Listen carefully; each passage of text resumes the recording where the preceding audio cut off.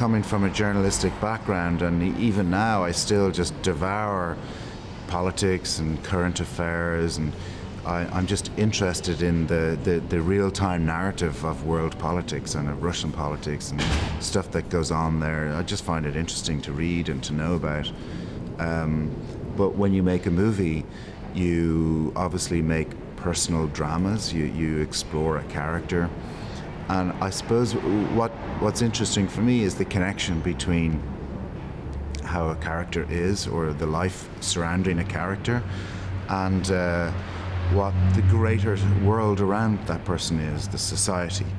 And in Russia in particular, there's a very interesting connection between its history, its politics, and the individuals.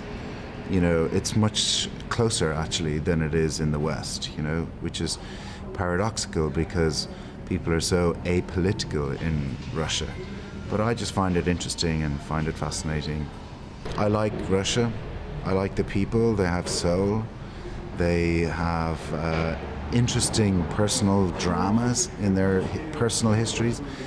It's a great place for any dramatist, I think, you know, just the material from the everyday life of any Russian person for any dramatist is pretty rich, you know, so that's the main reason I think I'm there, is because there's so many good stories.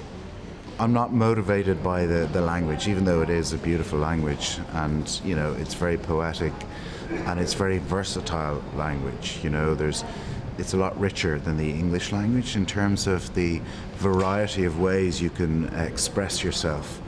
But you know, movies is a visual medium, so language isn't as important to me as the visual side of things.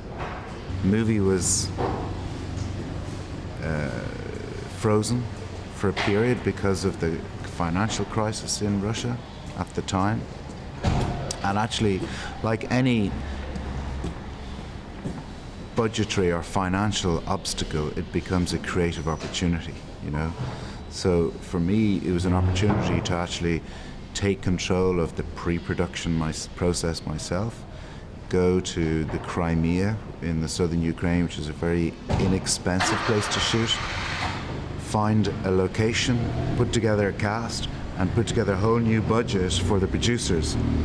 So once they agreed to that, that gave me a lot of control over the pre-production process. I could cast who I want, I could put whatever crew together I want, find the location that I want. So it was a real great opportunity for me and for the project to be able to have that much control over the whole process.